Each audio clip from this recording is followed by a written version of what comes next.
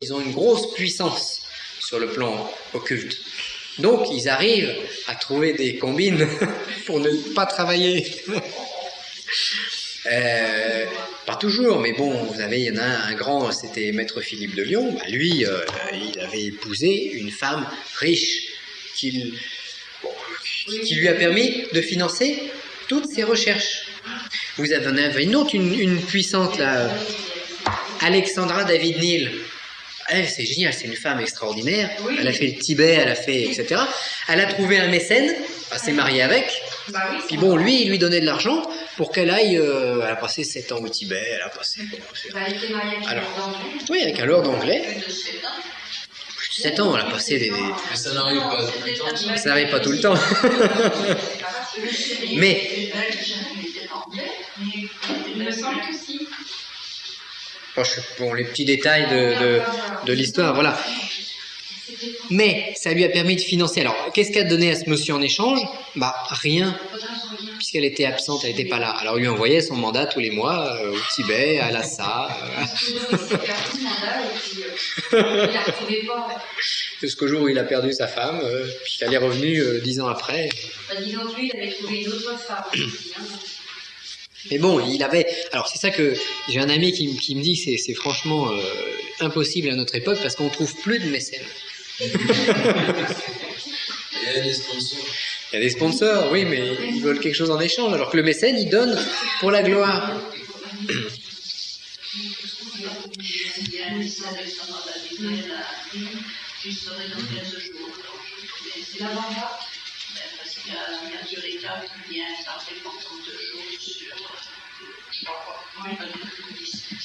Mais c'est bon, il y a des choses extraordinaires à faire, mais on est toujours bloqué par la colonne noire. Comme disait une autre dame, c'est pas en France, c'est pas les idées qui manquent, c'est toujours les sous. Donc on est toujours bloqué par la colonne noire. Alors il faut arriver, nous en tant qu'humains terrestres, à travailler sur les deux colonnes, parce que sinon on n'arrive pas à avancer. Donc, tout ce qui nous reste à faire. Donc, c'est pour ça qu'on doit enfoncer, grâce par exemple à cet exercice de respiration, où le plomb et plaques de métal, enfoncer des racines dans le sol, parce que ça c'est le travail des énergies noires, et puis monter nos feuillages vers le haut, parce que ça c'est le travail des énergies blanches ou spirituelles. Donc, on a les deux, on doit conserver les deux.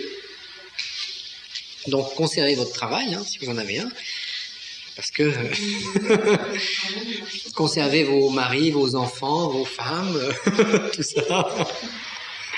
Mais en plus de tout ça, on a une recherche spirituelle à faire.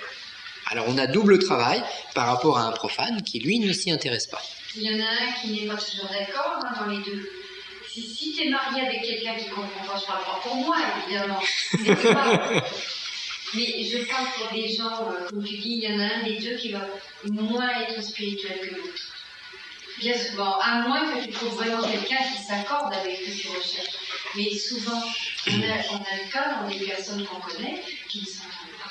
Alors, je dirais que dans ce cas-là... Ma fille, elle est tombée sur un athée. Chut, parle pas de ta fille. Oui, dans ce cas-là... ça arrive, mais oui, ça, bien sûr. Mais qu'est-ce qu'il faut faire dans ce cas-là? Il faut pas forcément éliminer le mari. Non. Ou le garder, c'est pas mon problème. On ne sait pas toujours le changer. On ne sait pas toujours le changer. Voilà.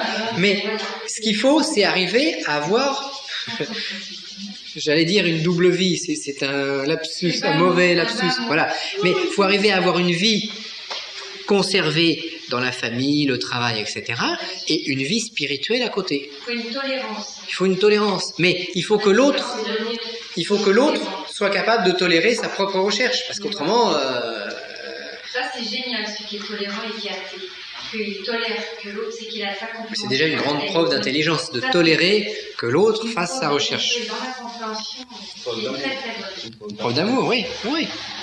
Une preuve... Dans l'amour, c'est pareil. Il faut être tolérant dans la différence qu'on peut faire. Tolérant, mais pas trop. On a tous le nôtre. Bon, alors... Et chacun sa voie. Chacun sa voie, voilà. Puis chacun doit en fait s'organiser à sa façon, à son époque, pour les besoins de sa propre évolution et puis de celle des autres. Alors, à quoi ça peut servir de se mettre en harmonie avec le 36? Avec tout ce qu'on a commencé à voir là, on pourra beaucoup plus facilement faire une recherche sur un totem, que ce soit un totem minéral, végétal ou animal. Parce que le principe du totem, c'est quoi? C'est qu'il faut trouver quels sont les éléments, quel va être l'élément dominant du totem, l'élément secondaire, l'élément troisième, et à la fin, le quatrième. Bon, et bien grâce à cette technique, on a une arme supplémentaire pour trouver si le singe, quel est le premier élément, l'élément dominant chez le singe. Il me met du rouge orangé. Évidemment, le singe étant un mammifère à sang chaud, va être principalement un feu. Mais il faut ouvrir au deuxième degré. Deuxième élément du singe. Alors le singe, qu'est-ce qu'il fait? Bon, il grimpe dans les arbres, il fait un tas de choses. Alors, il va être deuxièmement quoi? On va peut-être le mettre dans la terre, parce qu'il court par terre. Bon, il grimpe, mais c'est quand même un mammifère terrien. C'est pas tellement c'est pas un mammifère volant, c'est pas un mammifère qui nage, c'est un mammifère qui marche par terre, donc il va peut-être être... Ça dépend des singes. Oui, ça dépend de la race du singe. Bon. Donc il va peut-être être terre en deuxième, et puis en troisième, qu'est-ce que c'est? Si c'est le Ouistiti, c'est un arboricole, il est dans les arbres, il aime bien les graines, il est tout petit, il est très agile, il saute à droite à gauche. Il va peut-être être de l'air, en troisième position. Et puis en quatrième, son point de force, c'est quoi le Ouistiti? Il pousse des cris stridents. Donc on peut avoir une recherche sur un totem animal. On peut également faire la même chose sur un totem végétal. Parce que c'est pour ça qu'il est intéressant, connais-toi toi-même, de se connaître soi.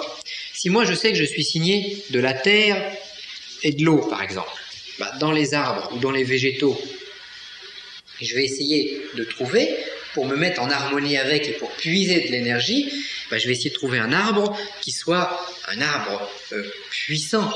Si c'est de la terre, c'est un arbre qui développe de fortes racines dans le sol.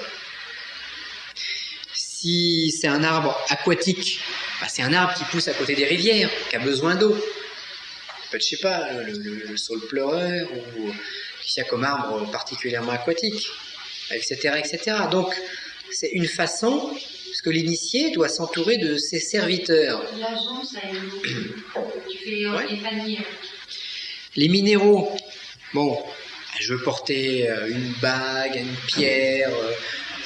Je vais essayer de regarder si cette pierre est en correspondance avec moi. Bon, alors est-ce que je suis signé plus du rouge, de l'orange, du jaune, du vert, du bleu? Et je vais essayer de trouver une pierre en harmonie. Je dirais qu'il y a deux sortes de pierres ou de bijoux magiques. Il y a le bijou magique qui va être en harmonie avec la personne sur un plan purement presque alchimique, sur un plan purement naturel, sur un plan chamanique. Ou alors, je vais porter un bijou en relation avec un symbolique, une appartenance à telle ou telle chose. Bon, dès l'instant où j'ai compris pourquoi je portais telle chose. Il faut toujours comprendre. Le savoir de manière sensible, c'est bien, mais le comprendre, c'est encore mieux. Il faut toujours trouver la clé. Alors, on peut par exemple, application pratique, rechercher un nombre guérisseur ou un nombre qui va aider à la guérison. Pour moi, j'ai mal aux pieds. Je vais essayer de trouver dans les 36 nombres celui qui va me permettre d'avoir moins mal aux pieds ou de faire circuler mes énergies au niveau des pieds. Par exemple, j'ai les pieds froids la nuit. Bon, ça veut dire que c'est une mauvaise circulation énergétique au niveau du tellurisme. Donc à ce moment-là, peut-être qu'un nombre me permettra de réchauffer ce réseau énergétique. Un acupuncteur peut faire la même chose. On peut également rechercher la nature d'un blocage. Mettons, je fais les respirations, je commence les respirations, puis d'un coup, ça me prend, j'ai quelque chose qui se passe en moi, je n'arrive plus à faire mes respirations. Bon, à moins que ce soit purement physiologique, auquel cas, on se froisse un muscle, on fait un étirement, un truc, on va voir un médecin. Mais autrement, quelle est la nature de ce blocage? Alors je prends mon pendule, encore une fois, et puis je me dis, j'ai un blocage personnel, là j'arrive pas à faire telle chose. où j'arrive pas à obtenir le travail que je voudrais. J'arrive pas à obtenir... bon, mais il faut que ce soit des choses réalistes. Parce que si vous posez la question au pendule, je n'arrive pas à gagner au loto, bah, le pendule il va vous répondre, mais moi non plus, je n'arrive pas à y gagner. Donc vous ne gagnerez pas au loto en essayant de bricoler les couleurs. Par contre, si quelque chose, s'il y a un blocage dans votre vie, vous pouvez essayer de demander quelle est la nature de ce blocage. S'il est dans le vert, ça sera un blocage peut-être plus émotionnel. S'il est dans le bleu, ce sera peut-être un blocage plus tourné vers les ancêtres. S'il est dans le jaune, ce sera peut-être un blocage plus mental, etc. Ou plus avec les autres. Bon.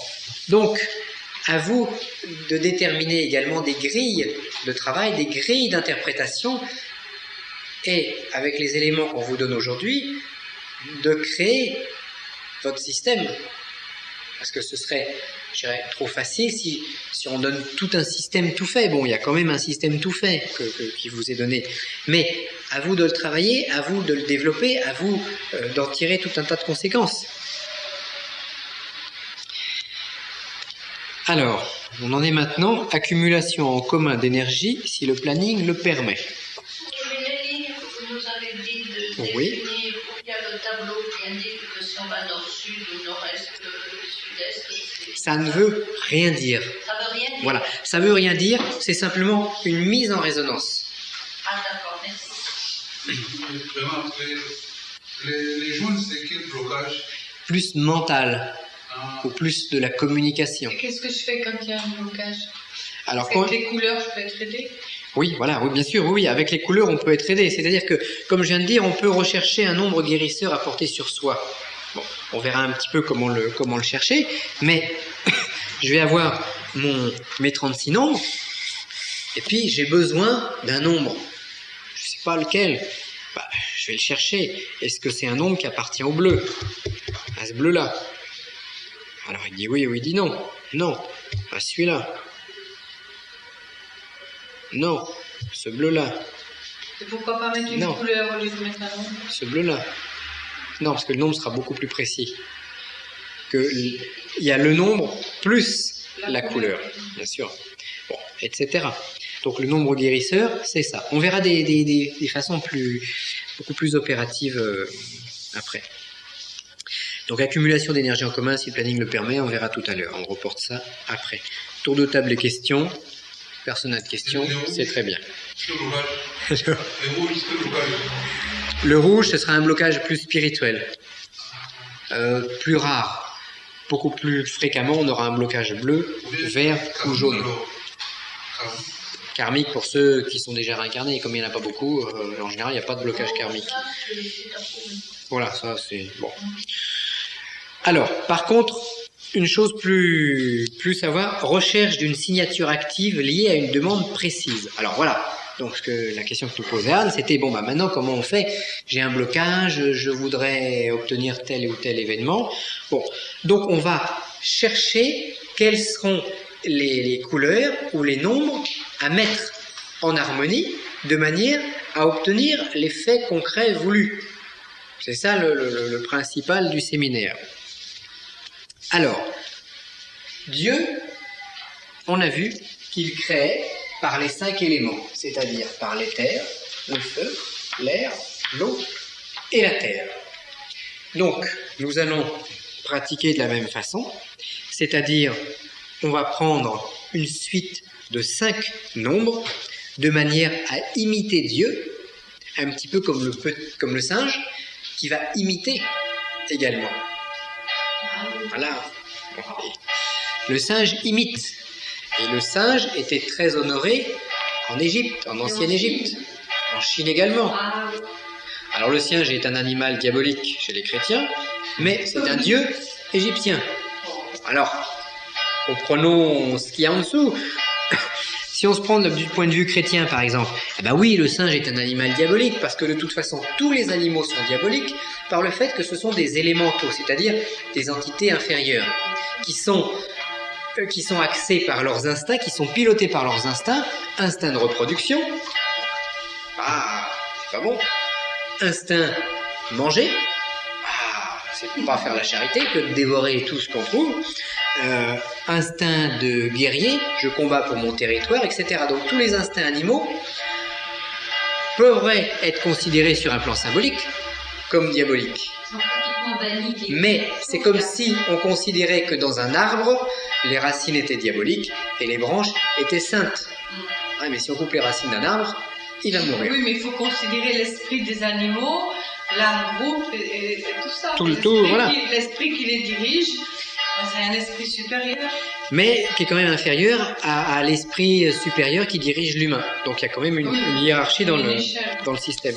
Donc le singe, lui, était sacré en Égypte. Parce que, alors retenons aussi que le dieu Thoth, donc qui est des fois représenté par un singe, en Égypte, c'est le dieu de l'écriture, c'est le dieu de la mathématique et c'est le dieu de la magie.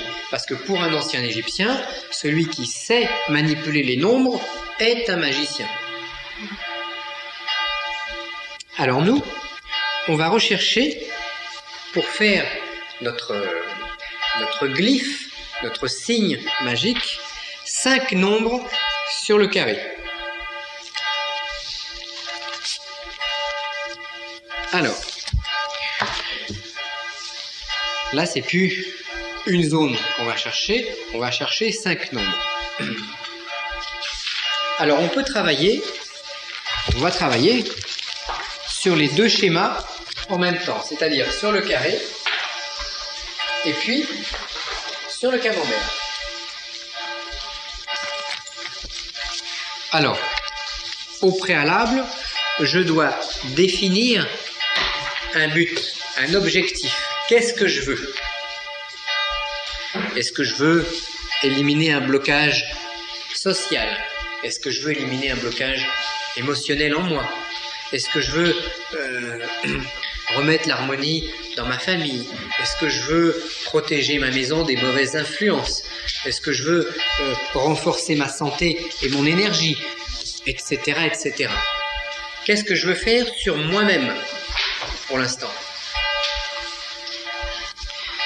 Alors, ce but à obtenir, la première chose, c'est mon objectif sur une feuille de papier. Cet objectif doit être clair, précis. Plus il sera précis, plus il sera efficace. Si je marque sur ma feuille de papier « je voudrais gagner plus d'argent », c'est très imprécis. Quoi? Donc, je voudrais gagner plus d'argent, c'est pas un objectif, c'est quelque chose d'extrêmement flou. J'ai un commerce de tel, j'ai une épicerie et je veux qu'il y ait plus de personnes qui rentrent dans mon épicerie. Ça, oui, c'est plus précis. J'ai un cabinet de magnétisme et je veux qu'il y ait plus de gens qui viennent me voir. Bon, c'est précis. J'ai mon chef de service qui hésite à me donner une augmentation.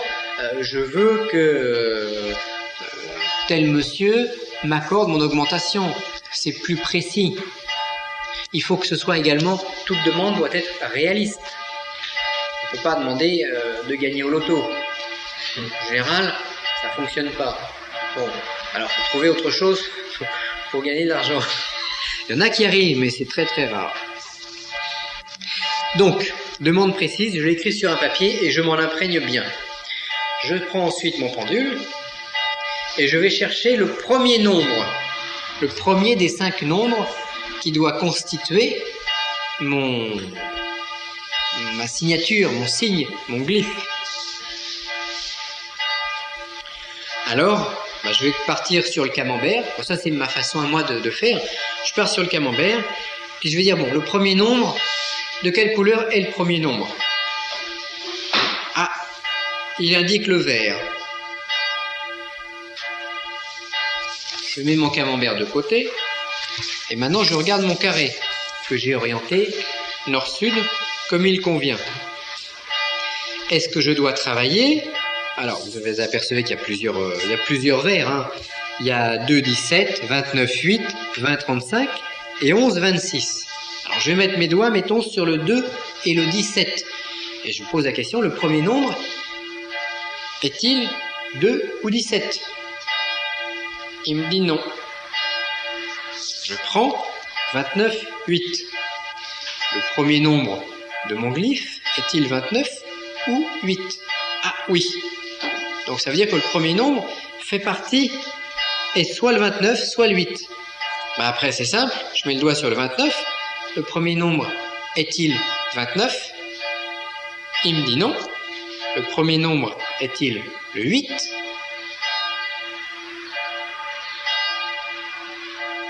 Il me dit oui. Donc, le premier nombre de mon glyphe, de mon signe, sera le nombre 8. Je le marque sur mon papier. Et je recommence. Je reprends mon camembert. Maintenant, je vais chercher le deuxième nombre du glyphe. Alors, le deuxième nombre, quelle est la couleur du deuxième nombre de mon glyphe? Ah, un bleu. Je cherche dans mes 8 nombres bleus. Alors, est-ce que je suis sur le 1 ou le 9? Le deuxième nombre est-il 1 ou 9? Non.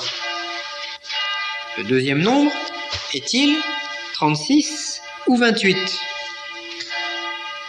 Non. Le deuxième nombre est-il 27 ou 19?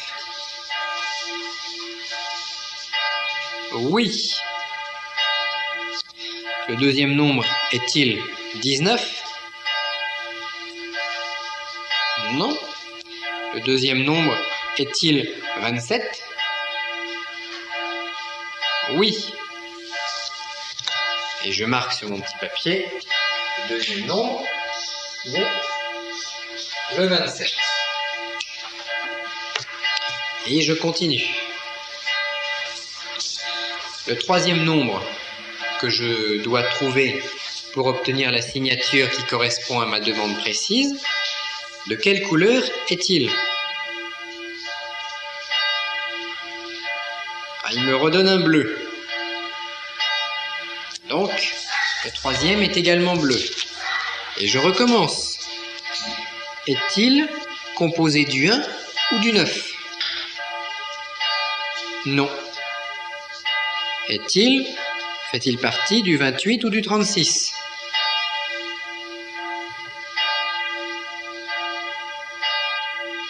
Il me dit oui. Alors, est-il le 28?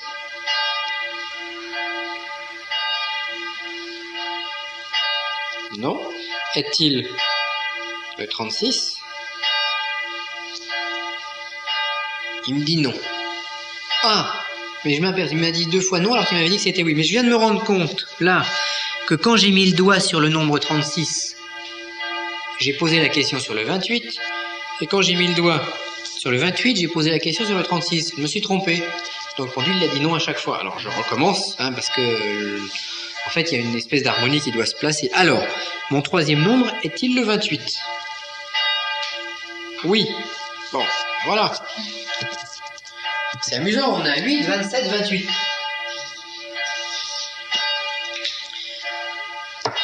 À nouveau, je cherche maintenant le quatrième nombre. Alors, quelle est la couleur du quatrième nombre correspondant au glyphe que je cherche à découvrir? Alors là, il me dirige vers le jaune ou l'orangé. Donc je dirige légèrement mon pendule vers les parts du camembert. Alors c'est le jaune ou c'est l'orange? Ça a l'air d'être le jaune. Donc le quatrième est jaune. Et je continue. Alors le jaune fait-il partie de la pointe sud, 30 ou 16? Non. Fait-il partie de la pointe est, 7 ou 21? Oui. Est-il le 7? Non. Est-il le 21? Oui. Alors, on a le 21. Et maintenant, je cherche le cinquième.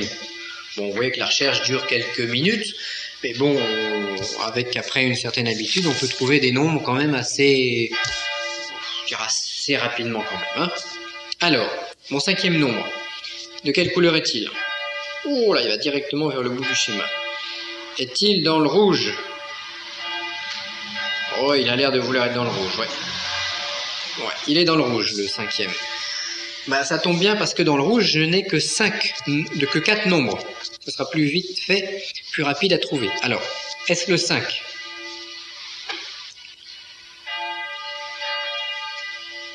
Bon, là, il me répond, il continue à balancer, il me répond ni oui ni non. Bon, je passe au suivant. Est-ce le 14? Bon, le 5e nombre que je cherche est-il le 14? Non. Le 5e nombre que je cherche est-il le 23? Non. Le 5e nombre que je cherche est-il le 32? Non. Le 5e nombre que je cherche est-il le 5? Ah oui. Tout à l'heure, il balançait sans vouloir trop s'exprimer, et maintenant, il me dit que c'est lui. C'est le 5. Et je mets le 5. Ouf. Et là, je peux me reposer un petit peu. Parce que ce qui sera très important quand vous cherchez une signature, c'est de trouver les 5 nombres, mais à la suite les uns des autres. Parce que on cherche le nombre qui doit être trouvé pour l'instant, pour le moment de la recherche. Il est possible que si je fais cette recherche-là demain, je risque de trouver d'autres chiffres. Donc aujourd'hui, je suis dans un état pour trouver 5 nombres. J'ai ma demande, tout est prêt, je dois trouver mes 5 nombres. Si au bout du 3e ou du 4e, je m'aperçois que mon pendule commence à me raconter n'importe quoi, parce que ça peut arriver, à ce moment-là, je pose mon travail, je déchire tout, je vais me reposer, et après m'être reposé, ou le lendemain, je reprends la recherche. Il y a vous pouvez ça le ressentir au fur et à mesure que vous allez faire un travail de cette nature. Il y a des moments où on sent que c'est bon, on a trouvé les 5 nombres et que c'est bon, tout se passe bien, ça va fonctionner. Donc on a la bonne adéquation. Puis il y a des moments où franchement on n'y arrive pas. Alors quand on n'y arrive pas, soit c'est parce qu'on est fatigué, soit c'est parce que soit c'est parce que la demande est mal posée, donc c'est trop flou, soit c'est parce que ce que l'on veut ne fait pas partie de notre destin. Auquel cas 36 ne veut pas vous aider, 36 refuse. Bon, si je suis marié, que j'ai 3 enfants, et puis que d'un coup, je vois qu'il y a une marchande de photos un petit peu plus loin, puis que je la trouve sympathique, etc. Puis je me dis, tiens, je vais me faire une petite signature pour m'arranger un coup. Bon, il y a de fortes chances que ça marche pas, que je trouve pas le signe. Ou si j'en trouve un en forçant de trop, je vais faire n'importe quoi, donc ça ne va pas fonctionner. Donc il faut toujours que ce soit en une espèce d'harmonique avec soi-même, dans une espèce de... C'est subtil à trouver ça, vous allez le ressentir progressivement. Comme quand on fait l'exercice de respiration. Des fois on fait une concentration pour obtenir un effet précis. Alors des fois on a l'image mentale qui se dessine parfaitement bien. On fait sa respiration et en général on a le résultat après. Puis des fois quand on veut mentaliser l'objectif à obtenir, on n'y arrive pas. L'image s'efface, on n'arrive pas à bien la visualiser, il y a des coupures qui viennent, on pense à autre chose, et à ce moment-là, c'est sans doute parce qu'on ne peut pas réussir ce qu'on a voulu. Donc il y a une sensibilité à obtenir là-dedans. Alors, si tout s'est bien déroulé, normalement, vous avez votre glyphe. Pour faire votre signature maintenant. Alors, donc, on va faire le carré.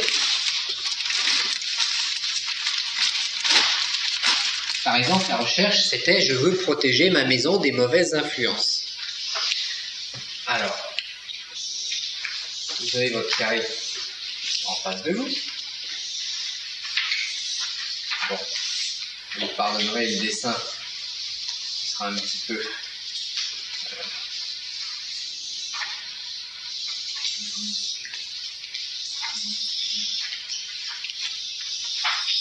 Hop.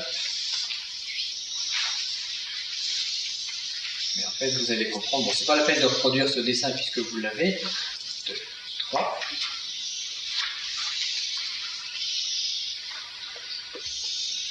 4. Et le losange du centre. Voilà notre carré. Nous allons indiquer les nombres qui nous intéressent. Donc on avait trouvé 8, 27, 28. Alors, le 8, il se trouve donc terre, haut. Le 8, il est là. Le 27, il est tout en haut. Après, c'est le 28.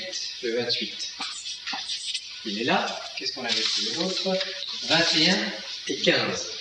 21, il est là. Non, le 21 et 5. Alors, voilà, 5. Et le 5, il est là. Alors, on peut remarquer dans notre signature qu'on a quand même nos nombres qui sont... On a une espèce de groupement ici. Donc, dans la zone plus aérienne, là on a l'air, là on a l'eau, là on a la terre, et là on a le feu. Je renvoie à mon livre avec tous les détails. Donc, on a en fait une concentration du côté de l'air, et puis une concentration du côté du feu. Les éléments terre et eau sont relativement absents. Alors, selon ma demande, ça peut me donner des indications. Alors peut-être que là, je suis en train de faire un séminaire, donc c'est beaucoup plus aérien, c'est de la communication, et c'est peut-être, je communique sur le 36, donc le 36, mettons, c'est spirituel, donc c'est du feu, on est dans l'air, donc c'est peut-être une signature qui est bonne, parce que j'ai rien demandé de spécial quand j'ai fait ma recherche, donc c'est peut-être une signature tout simplement qui peut correspondre à ce qu'on est en train de faire. Alors, pour tracer mon glyphe, eh bien après ça va être relativement facile, je pars du premier nombre que j'ai trouvé, c'est-à-dire le 8, donc je prends ma règle et un feutre, je pars du 8, je trace un trait jusqu'au 27, centre du triangle. Après le 27, je trace un trait jusqu'au 28. Après le 28, je trace un trait jusqu'au 21. Et du 21, je trace un trait jusqu'au 5. Alors, on va le tracer en noir pour avoir peut-être une meilleure visibilité. Alors, ça fait un signe un peu bizarre. Hein, ça nous fait 8, 27, 28, 21 et 5.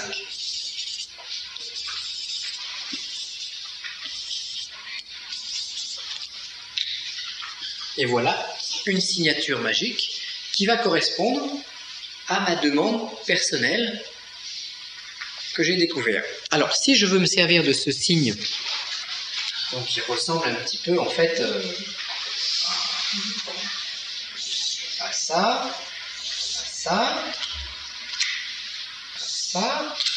et puis à ça. Bon, c'est un peu... Alors, vous pouvez faire des petits ronds, si vous le désirez, aux endroits des nombres. On fait ce genre de signature. Je veux protéger une maison avec ça. Bon. Donc, je ne vais pas forcément le porter sur moi, parce que ça ne me correspond pas à moi. Si j'avais fait ce signe pour avoir une meilleure efficacité, par exemple pendant le stage, pour avoir une meilleure inspiration, le signe, je vais le recopier sur un petit Bristol, sur un petit papier, comme tu disais tout à l'heure, et puis je vais le porter sur moi. Alors, deux possibilités. Soit je prends, comme dans les vieux rituels de magie, soit je prends le carré magique du 36, et avec un gros feutre, je relie les nombres qui correspondent les uns aux autres, et je porte sur moi le carré du 36 avec les nombres reliés, ça fait une signature. Soit je ne porte que la signature sur un petit bout de papier ou sur un parchemin, ou sur une médaille en métal si j'ai un système pour le graver dessus. Mais là, je ne veux pas le porter sur moi, puisque ce n'est pas pour moi personnellement, c'est pour protéger la maison. Donc à partir de ce moment-là, je vais... Alors, première possibilité pour une maison, c'est de le placer dans la pièce, aux 4 murs de la pièce, exactement au milieu des murs. Donc milieu des murs, milieu entre le haut et le bas, et milieu entre la gauche et la droite. Donc si mon mur est comme ça, ben je le place à mi-hauteur et on va dire à mi-largeur. Sur les 4 murs, de manière à ce que les 4 signatures regardent l'intérieur de la pièce, de manière à créer une aura bénéfique. On peut avoir une autre idée, on peut dire oui, moi je veux protéger ma maison, mais de l'extérieur des murs.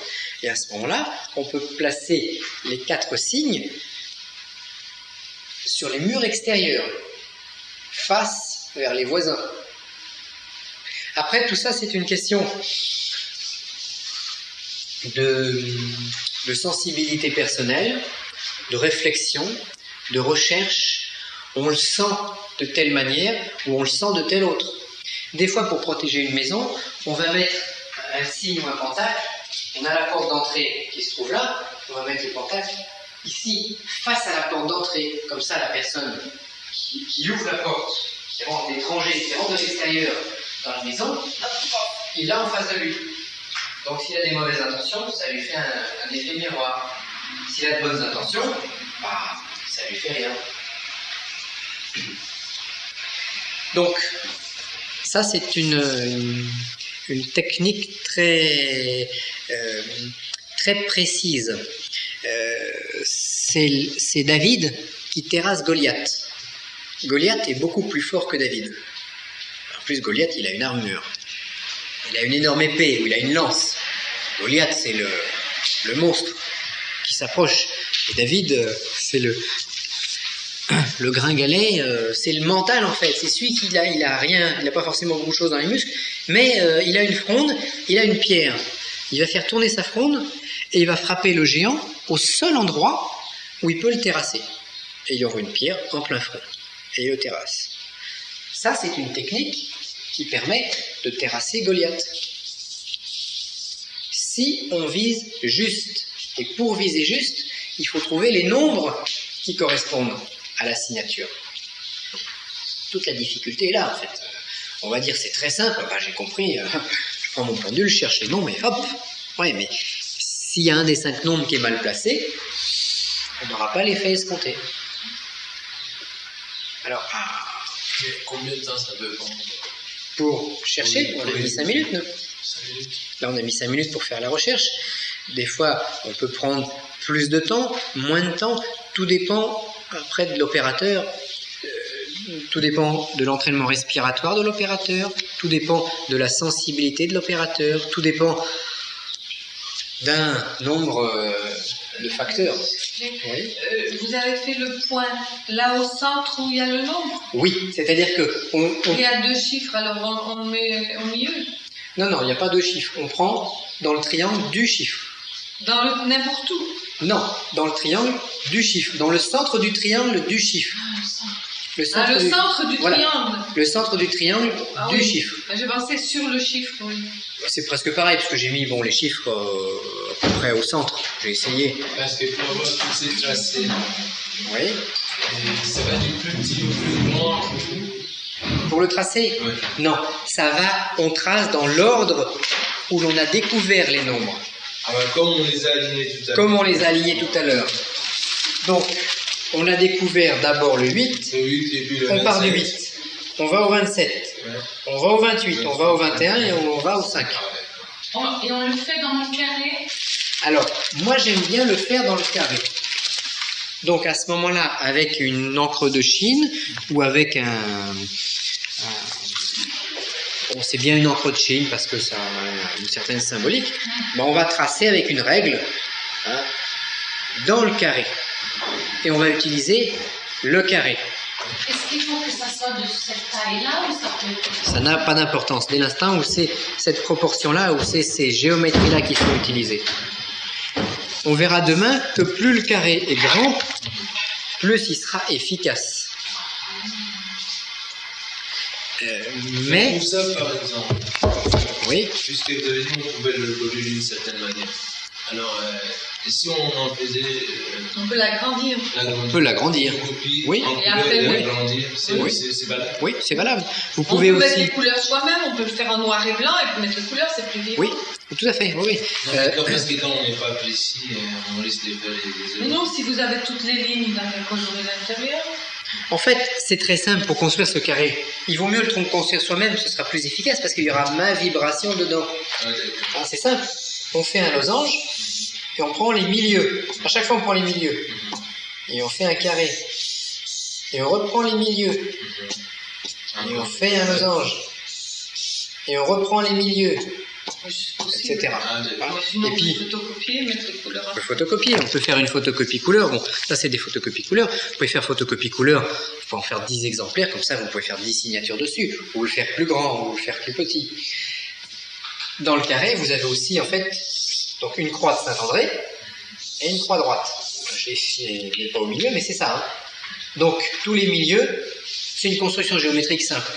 Donc au contraire, il faut que vous soyez capable de construire le carré pour mieux l'utiliser. Et c'est vrai que magiquement, sur un carré, si vous tracez une signature sur un carré que vous avez vous-même dessiné, sur lequel vous avez vous-même mis les nombres et que vous avez vous-même peint ou coloré, ce sera plus efficace parce que vous y aurez passé plus de temps.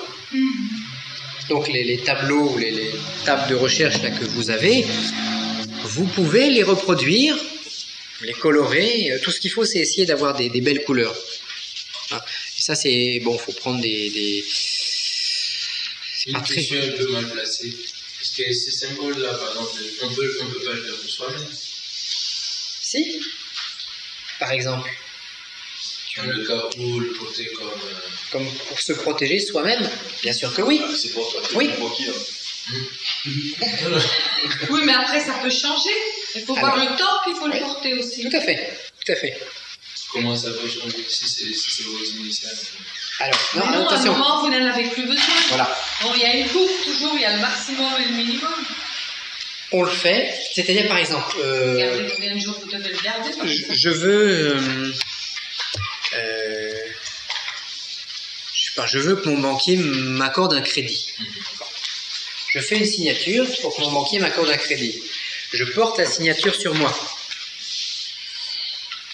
Mon banquier finit dans, je sais pas, dans les 15 jours, les 2 mois qui arrivent, mon banquier, il arrive à m'accorder mon crédit. À ce moment-là, la signature n'a plus d'utilité. Il faut la détruire, la brûler. Parce que le risque qu'on peut avoir, si on laisse ce genre d'outil en fonction, c'est d'avoir une courbe, ça fait une sinusoïde, c'est-à-dire qu'on a une montée d'énergie, on a la réussite de ce qu'on a demandé, et après on a une chute d'énergie, et après on a l'inverse, le choc en retour. On va pas appeler ça choc en retour, on va appeler ça une sinusoïde. On a vu ça un petit peu. Au tout début. J'économise le papier parce qu'on n'a pas grand-chose. Au tout début. Donc voilà, on a ça. Au début, il n'y a rien, on est à zéro là. Les énergies, on fait notre signature, on la charge, etc. Les énergies montent. Et puis on arrive à un maximum. Bon. Ce maximum, soit c'est la réalisation de notre souhait, mais si on a demandé par exemple qu'il y ait plus de clients qui viennent dans notre commerce, bon, il y a un moment où on va avoir, où le pentacle, où la signature va atteindre son maximum. Et puis après, ça c'est le maximum, et après, ça va commencer à redescendre. Quand ça commence à redescendre, il faut détruire. Parce qu'après, si on laisse agir, ça redescend complètement, et ça repasse en dessous. Et là, on a le banquier qui nous met interdit bancaire. Et après, ça va remonter une fois que c'est en bas. Ouais, La ligne, elle monte, elle descend tout le temps. dans l'île, non, et ça s'arrête là. Mais attention, le mal est fait là. Là, le bénéfice est fait, et là, le maléfice est fait. Là, ça repart à zéro. Puis c'est fini. Ça fait une sinusoïde. Bon. Alors, Parce que ça tend toujours à se rééquilibrer quelque part. alors on le détruit. Alors, quand c'est arrivé ici, On le brûle. On détruit ici, pour ne plus avoir la suite énergétique du système. Alors, quand c'est dans un commerce, c'est beaucoup plus délicat parce que, oui, il y a plus de clients qui viennent, mais où est le moment Oui, il faut où l'arrêter. ça va s'inverser? Ah, ouais. Alors, on peut considérer, sur un plan global, alors, qu'on va le conserver, par exemple, 30 jours, une lunaison. Et au bout d'une lunaison, on détruit et on en refait un autre. On peut aussi le tester au pendule régulièrement. Vous pouvez tester la signature, puis voir comment ça tourne. Bon, ma signature, là, elle tourne bien, elle tourne bien, elle tourne bien. Puis d'un coup, ça se met à tourner dans le mauvais sens, ça se met à inverser. Là, vous dites, oh, on détruit. Alors, il faut essayer de ne pas perdre la signature. Bon, attention, on n'est pas en train de manipuler des forces cataclysmiques qui vont tout détruire, hein. Mais il est bon d'user de ces règles de sécurité et d'annuler l'effet quand ça a été obtenu. Alors, donc, on a donné comme exemple une pièce, hein, au milieu des 4 murs. On peut donc le porter également comme un pentacle. Bon, si je fais un signe pour me protéger, alors ça va me protéger pendant un certain temps. On va dire une lunaison, et après on en fait un autre. Alors je vais sentir si je fais un signe pour me recharger d'énergie. Bon, c'est vrai que si vous faites un signe pour vous charger en énergie et que vous ne pratiquez pas les respirations tous les jours, bon, on est mieux servi par soi-même des fois que par le bon Dieu, hein, donc faites vos respirations. Mais vous pouvez donc porter un signe pour être plus en énergie. Mais attention, parce que l'énergie qui va être utilisée, elle va être tirée de quelque part quand même. Donc, ne portons pas 24 heures sur 24 pendant une année complète un pentacle pour être chargé d'énergie, parce que le pentacle, il va aller pomper l'énergie dans vos réserves et il va vous l'exprimer, vous la transmettre à votre corps. Donc c'est vrai, vous aurez l'impression d'avoir plus d'énergie, d'être plus efficace, mais d'un autre côté, vous allez vous affaiblir sur le plan de vos réserves personnelles. Donc, par contre, porter une signature comme ça en faisant les exercices respiratoires, oui, parce que l'énergie, vous la prenez quelque part. Il y a toujours cet équilibre à trouver. Alors, on peut également méditer sur la signature pour s'en charger. Mettons, je veux que cette signature soit efficace quand je vais me baigner, quand je vais sur la plage, mais je ne peux pas porter mon gros pentacle sur moi. Parce qu'on va se douter de quelque chose. Je veux me protéger des requins, par exemple. Bon. Alors à ce moment-là, je vais faire des méditations comme un mandala sur le carré avec sa signature, et ce qui va me permettre de m'en charger, de me charger de cette énergie. Donc possibilité de faire des méditations dessus. Comme on l'a vu tout à l'heure, vous mettez votre mandala, vous vous asseyez sur la chaise, vous regardez votre mandala, et pendant 5-10 minutes ou un quart d'heure, voire une demi-heure, vous vous imprégnez, vous regardez l'esprit vide pour obtenir la réalisation de la chose. Les gens qui sont magnétiseurs peuvent également magnétiser la signature. C'est presque un effet qui va être aussi en rayonnement, on va s'en charger. On magnétise son signe magique pendant 5 minutes, 10 minutes, un quart d'heure, 20 minutes ou une demi-heure tous les jours. Et on magnétise. Et il va automatiquement y avoir un effet réactionnel, un effet de résonance entre soi et la signature. Alors, est-ce qu'il y a des questions ? En fait, le gros principe de fonctionnement, on peut, comme on l'avait dit tout à l'heure, essayer de trouver le chiffre qui va nous permettre de résoudre tel problème. Mais le chiffre qui va nous permettre de le résoudre, il est tout seul. Je préfère personnellement une suite de 5 nombres. Parce que 5, c'est la quintessence, c'est les 5 éléments. Et c'est les 5 éléments de l'éther jusqu'à la terre, parce que je veux que mon vœu se concrétise dans la matière, dans la terre, non pas qu'il reste sur le plan de l'émotionnel, ou sur le plan du mental, ou sur le plan spirituel. Hein, parce que si on regarde les 5 couleurs, si je descends simplement sur 4 nombres, je risque d'avoir un effet émotionnel, mais pas l'effet physique désiré. Seul, je préfère personnellement une suite de 5 nombres. Parce que 5, c'est la quintessence, c'est les 5 éléments. Et c'est les 5 éléments de l'éther jusqu'à la terre. Parce que je veux que mon vœu se concrétise dans la matière, dans la terre. Non pas qu'il reste sur le plan de l'émotionnel, ou sur le plan du mental, ou sur le plan spirituel. Parce que si on regarde les 5 couleurs, si je descends simplement sur 4 nombres, je risque d'avoir un effet émotionnel, mais pas l'effet physique désiré. Donc ça va rester émotionnel.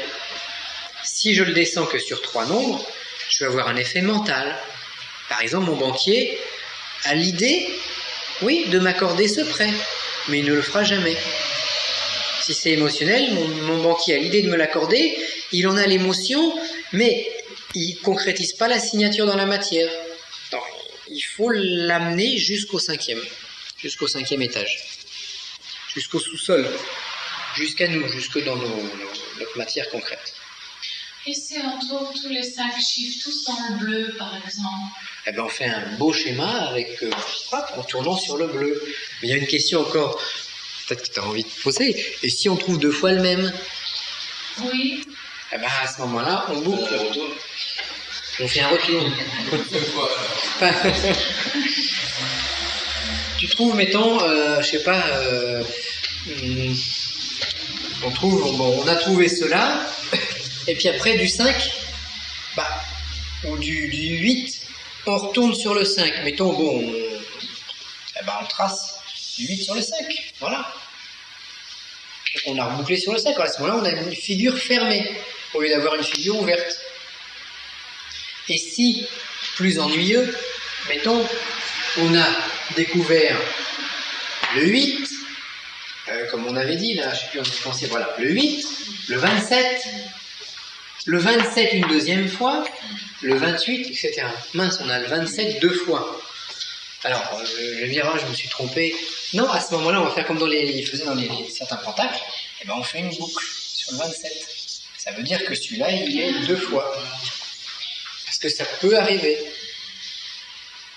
S'il est 3 fois, il ne faut quand même pas exagérer. Mais à ce moment-là, ça symbolise le fait qu'on a 2 fois le 27. Par contre, si on avait, par exemple, 5, 21, 28, 27, 8, 27 ou un retour, à ce moment-là, vous rebouclez sur le nombre. On a une signature. Voilà. On travaille sur les signatures. Alors ça, ce sont des signes qui seront beaucoup plus efficaces que les vieilles signatures de magie qu'on trouve dans les grimoires. Parce que celle-là, c'est la vôtre. C'est celle que vous aurez trouvée vous-même par rapport à un arcane vivant et pas par rapport à un arcane mort. C'est presque la même chose qu'ils font dans les systèmes de Kabbale quand ils vous font les signatures magiques du soleil, de la lune, etc. Sauf que là, on prend pour un objectif précis. Et ça fonctionne. Je m'étais amusé un jour, alors ça c'est une petite expérience personnelle, un jour il y a quelqu'un qui vient me voir, et puis c'est une personne qui vendait très curieux comme métier, elle vendait des nounours, des Walkman, des stylos, mais à des gens dans la rue.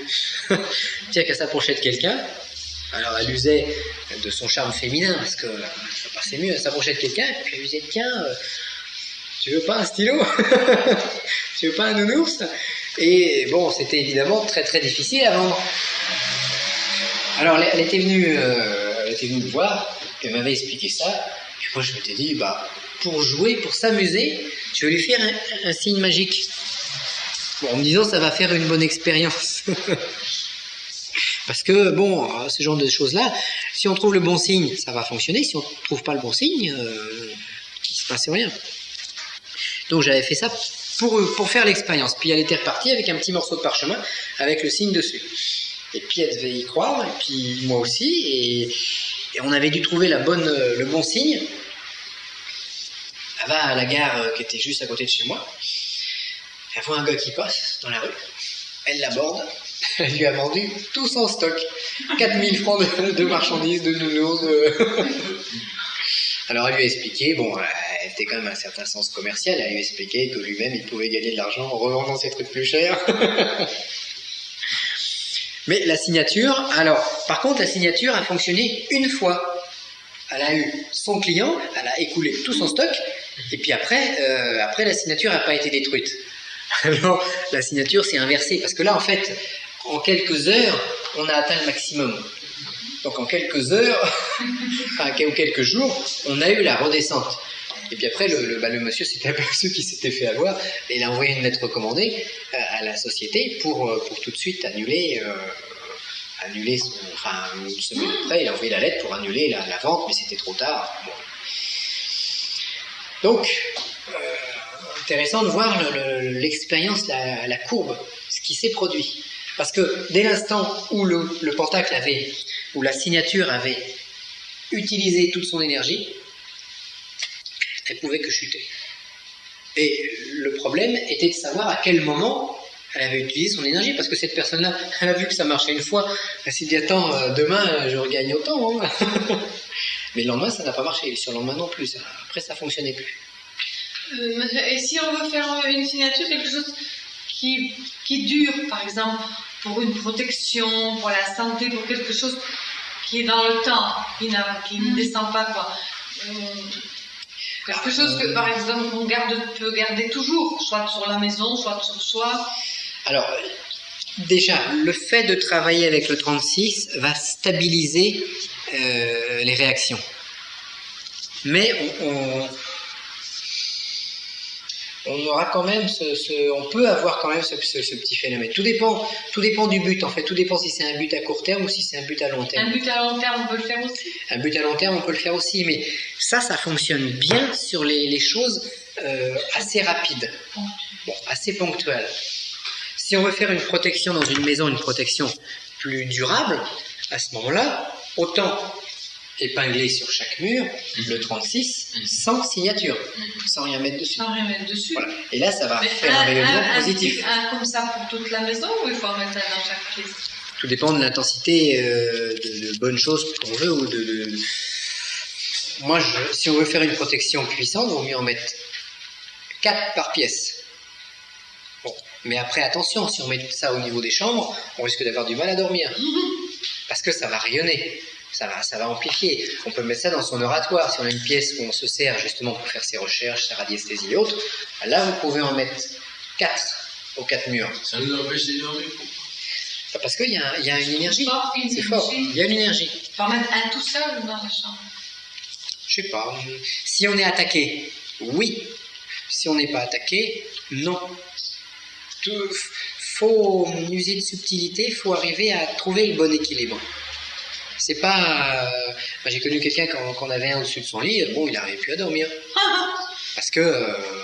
par contre, il y a des gens qui sont moins sensibles, on peut en mettre un au-dessus du lit, on va dormir. Une expérience que vous pouvez faire, mettez le carré sous votre oreiller. Parce que, pour faire des rêves... Des beaux rêves. Des beaux rêves, voilà. Question? Alors, ça peut aider ou ça peut empêcher de dormir? Ça peut être l'un ou l'autre, suivant l'état où on est. Suivant l'état où on est. Mettons, j'ai du mal à dormir. Bon, je vais me faire une signature pour dormir. Et à ce moment-là, je vais mettre sous mon oreiller. Et puis pour tester la durabilité de la chose, tant que je vais pouvoir dormir dessus, ça veut dire que c'est bien. Quand je commencerai à plus pouvoir dormir, je le brûle. On reste assez pragmatique et expérimental en fait dans la démarche, parce que étant tous différents, ayant tous une sensibilité différente, on ne va pas l'utiliser de la même façon. Je connais un monsieur, par exemple, de temps en temps il sent mal, il a des... c'est pas vraiment des phénomènes d'envoûtement, mais il y a des endroits où il n'est pas bien, où il sent mal au ventre, après mal au foie, après Alors qu'est-ce qu'il fait? Vite, il se met le pentacle dessus. Et en 2 minutes, ça passe. Ah bon? Ouais. Mais pourquoi ça dure pas longtemps? Parce qu'il met le pentacle dessus. S'il s'est aperçu que s'il ne le mettait pas, alors, ça dure 3 heures. Si j'en ai dans la maison, dans mon tiroir, ça fera l'effet. Puisqu'il est là. Il agit toujours partout. Il faut expérimenter. Lui, il a expérimenté comme ça. Et il s'est aperçu que quand il a mal quelque part, il le met dessus. Alors, on va dire, il y en a qui vont dire c'est psychologique. Parce que bon, il y croit tellement que ça va fonctionner. Il y a une part. Il y a une part de psychologie. Si on n'y croit pas, ça marche moins bien. Hein. Bon, mais il fonctionne comme ça. Il s'est aperçu qu'il a essayé pour d'autres personnes et il s'est aperçu que ça marchait également. Alors, est-ce que c'est lui qui, y croyant, il envoie du magnétisme et il soulage la personne par sa croyance magnétique? De toute façon, lui, le 36, il va amplifier les choses. Donc c'est un haut-parleur, il va amplifier les trucs. Parce que bon, la technique qu'on a vue là, de signature, il y a d'autres façons de la travailler. Mais avec le 36, c'est bien parce que c'est un petit peu comme l'histoire, c'est Hercule, qui à un moment trempe ses flèches dans le sang de l'hydre. Et là, c'est toujours les mêmes flèches, mais ça ne fait plus les mêmes effets. Parce que même s'il égratigne son ennemi à la jambe, il est terrassé. Et là, c'est un petit peu ça. Avec cette technique-là, vous trempez vos flèches dans le sang de la bête, dans le sang de l'hydre, et quand vous lâchez, c'est plus puissant. Y a-t-il d'autres questions? Oui, si le pendule veut bien donner les 4 premiers chiffres, puis au 6e, au 5e se met en grève. On recommence le lendemain. Ça dépend de si les jours. Alors, si on a vraiment du mal à l'amorcer, à trouver les 5, parce que ça peut être fatigant une recherche, à ce moment-là, faites un petit exercice de respiration, et après, cherchez les 5 nombres. Et là, vous aurez suffisamment de potentiel énergétique pour trouver. Merci. La respiration. C'est juste la respiration. Voilà, et on tombe là-dessus de manière assez systématique. Alors, ici, il y a d'autres questions, oui. Pourquoi est-ce que, par exemple, quand je me concentre sur la rosace, là, oui. parfois, à un moment, on dirait, je vois maintenant l'astral, des couleurs là, oui. L'astral, quoi. C'est plus rouge, orange et autre chose, quoi. C'est parce qu'il y a la vision qui commence à se décaler. C'est le système des miroirs magiques. Un miroir magique, on regarde un miroir d'étain ou un miroir de cuivre, bon. Puis on se voit dedans s'il est bien brillant, et puis bon, on regarde, il se passe rien. Même dans une glace, on peut faire cette expérience.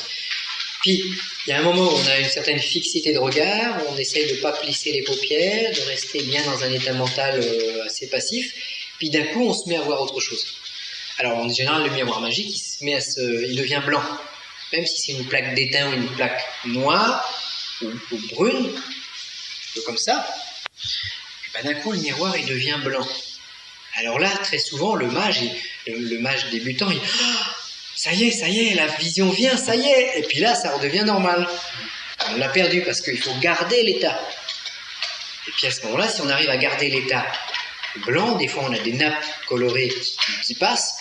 Et puis après, on a le paysage, le message, l'ange qui apparaît, enfin bon, tout ce que nous donne la mythologie, la légende qui est plus ou moins vraie. Mais on a les visions qui apparaissent. Mais après ce passage, donc là, peut se servir de ça comme d'un miroir magique aussi. On le regarde et puis d'un coup on se met à voir les couleurs qui se mettent à changer, les couleurs de l'astral. C'est parce qu'on est en train d'entrer dedans, il se passe quelque chose. Donc si on casse ce phénomène, on revoit les couleurs normales, on revient chez nous. On est un peu en dédoublement dans l'histoire. Parfois même avec la règle, parfois je vois double. Hein? Il y a une ligne ici, il y a une dans une ligne, les chiffres se développent double. Je suis en train de péter alors. C'est pas vrai, moi, oui. Et l'efficacité. Je vois pas, heureusement. Et l'efficacité de ces chiffres-là par rapport aux chiffres grecs. Alors, on a fait des tests, on préfère les chiffres grecs. Mais ceux-là, ils sont plus faciles à manipuler parce que le 34, on sait ce que c'est. Alors que les chiffres arabes, là, par rapport aux chiffres grecs, parce que si on dit, bon, le iota alpha, c'est le 11, mais c'est pour la recherche, c'est... Et j'ai vu au début dans le livre, oui. Il y a une explication faite sur ça. Oui, c'est mieux en grec. Mais bon, c'est pour la recherche. Parce que le 11, on se dit, bon, est-ce que le troisième nombre, c'est le 11 ? Mais maintenant, si tu dis est-ce que le troisième nombre, c'est le... Alors oui, cassette sur le stage du pendule, cassette numéro 4. Alors, on va parler aujourd'hui, donc hier, on a vu les actions sur soi-même, et aujourd'hui, on va plutôt voir les actions possibles sur autrui et sur les événements. Alors, on va parler un petit peu maintenant également de la pyramide. Alors, sur un plan symbolique,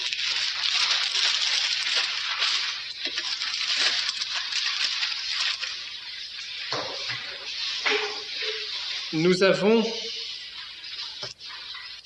parlé hier de l'être imprononçable, du Dieu imprononçable, au-delà de notre capacité mentale à concevoir quelque chose, qui crée un premier principe, et ce premier principe, en lui, a déjà virtuellement l'architecture de tous les mondes, de tout ce qui va naître après lui. Alors, en passant très très vite sur le pourquoi, sur cette métaphysique, on a ce premier principe, car virtuellement l'architecture d'une sphère dans laquelle nous avons un cône parfait. C'est ce qui va le charpenter, c'est ce qui va le soutenir, c'est sa géométrie interne. Mais comme cette géométrie interne, à ce niveau, n'appartient ni au temps, est dans un temps éternel et dans un espace infini, on ne peut pas dire que ce premier principe est une bulle avec un triangle dedans, avec un cône dedans. Mais virtuellement, il le contient, puisqu'on va le constater après dans la matière. Alors, donc ce premier principe, imaginons donc la sphère, un cône à l'intérieur. Bon. Et comment allons-nous bâtir notre pyramide? Eh bien, tout simplement en allant jusqu'à cet arcane et en reprenant l'architecture du Fils. Alors, si on a un cône parfait, qui par projection nous donne un triangle équilatéral, donc un triangle aux 3 côtés égaux, eh bien pour en tirer une pyramide, nous allons tout simplement couper des parts, 4 faces de ce cône, et nous allons atterrir sur la pyramide. Mais une pyramide qui n'aura pas les mêmes proportions que les pyramides égyptiennes, bien sûr. Pyramide qui sera inscrite donc dans la sphère. Donc ça, c'est l'origine architecturale de cette pyramide. Si cette pyramide, on la prend et qu'on la fait tourner très rapidement, eh bien nous aurons un cône parfait. Donc voilà la première architecture. Alors, pourquoi couper 4 parts de notre pyramide au lieu de n'en couper que 3? Parce qu'on peut avoir une pyramide à 3 côtés. Eh bien, symboliquement, si on considère que l'esprit est représenté par le triangle, que la matière est représentée par un carré, donc l'esprit est signé du 3, la matière sera signée du 4. Qu'est-ce que je veux obtenir? Mais je veux obtenir la descente de l'esprit dans la matière. Donc, la descente, appelons ça dans un langage fleuri, la descente des anges, sur une matière concrète, physique. Donc à ce moment-là, si j'avais séparé mon cône en 3 parties, si j'avais fait une pyramide en 3 parties, j'aurais une pyramide qui aurait des effets plus spirituels, mais moins matériels, donc moins visibles pour moi, humain incarné sur Terre. Et moi, ce que je veux, c'est pouvoir profiter des bienfaits du ciel, mais en profiter, pas forcément sur le plan matériel, mais en profiter jusqu'à mon état d'incarné, d'humain incarné. Donc je coupe mon cône en 4 tranches pour aboutir sur une pyramide à 4 côtés. Et à ce moment-là, j'aurai le 3, donc l'esprit, qui descend dans le 4 sur le plan de la géométrie. Et on va s'apercevoir que dans cette pyramide et dans ce carré, on a quoi? On a des triangles et des carrés. Donc le 3 qui s'incarne dans la matière, dans le 4. On peut voir aussi, quand on parle du mystère de l'incarnation dans les mystères chrétiens, c'est un petit peu cette chose dont on parle. On incarne l'esprit dans la matière.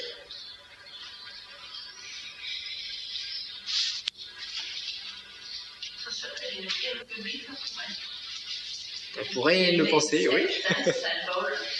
Bah, on reprendra de toute façon. C'est toujours la même chose. On reprend toujours les mêmes choses et dans la pierre cubique, bah, on a cette notion. On a la notion. Et si on veut retomber sur le portique, bah, tout simplement notre 4. Le 3, on ne peut pas le diviser en 2. Mais le 4, on peut le diviser en 2. On aura 2 d'un côté et 2 de l'autre. Alors on peut avoir colonne noire, colonne blanche. Et on peut encore aller plus loin, puisque les deux... Enfin, on va rester là-dessus. On pourrait encore diviser la colonne noire en 2 parties. Un blanc de noir, un noir de noir, et la colonne blanche en 2 parties. Un blanc de blanc et un noir de blanc. Donc on se retrouve sur le damier, à ce moment-là. Damier cher à certaines écoles. Qui est en fait tout simplement, qui démarre, qui part du 3, du 4, des jeux de cette unité, qui va en fait se diviser, comme quelqu'un qui disait aussi, nous sommes les fragments d'un Dieu éparpillé. Bon. Tout ça, c'est des réflexions à méditer pour comprendre quelque chose. Parce que, qu'est-ce que l'initiation? L'initiation, c'est pas d'apprendre par cœur des textes, des rituels ou des pratiques. L'initiation, c'est de se creuser la cervelle pour découvrir soi-même des choses qui n'étaient pas dans les arcanes qu'on nous a transmis. On pourrait presque dire que le pendule, n'importe qui pouvait faire cette découverte parce que c'est logique, ça découle logiquement du 36. Vous auriez pu faire cette découverte et faire aujourd'hui un stage sur le pendule. Bon, alors, moi j'ai simplement eu la chance de travailler depuis peut-être plus longtemps que certains d'entre vous sur le 36. Mais on est tous à la même école, on est tous sur la même échelle, l'échelle de Jacob, sur laquelle il y a des anges qui montent, il y en a d'autres qui descendent, etc. Alors, revenons à nos moutons, donc le 3 et le 4. Alors, donc de tout temps, le 3, le triangle, représente l'esprit, la divinité, le monde spirituel, et identiquement le 4, ou le carré, sinon le cube, caractérise la matière, le monde physique dans lequel nous évoluons. Alors, le 3, donc ça symbolisera notre évolution personnelle, notre compréhension de l'univers, la philosophie, la théologie, tout ça c'est signé du 3. Et le 4, le 4 ça va être l'argent, ça va être la santé, ça va être toute la matière qui nous entoure. Mais la matière qui nous entoure ne peut être appréhendée que par, je dirais le 3, dans le 4. Parce que la matière qui nous entoure, elle a ses lois de dualité, alors que les lois de l'esprit correspondent au 3. Ce qui signifie que quelqu'un qui serait très fort sur le plan théologique ou philosophique n'aura pas forcément d'action, de maîtrise sur la matière. Ce 3 doit descendre dans ce 4. C'est ce qu'on disait hier, quand on parlait de l'arbre qui doit avoir ses racines, donc un 4, et ses feuillages, son esprit, donc le 3. Alors qu'est-ce qui se passe? Après, au bout d'un certain temps d'incarnation, il y a le 4 qui reste ici-bas, et puis il y a le 3 qui s'envole. Et on peut encore ici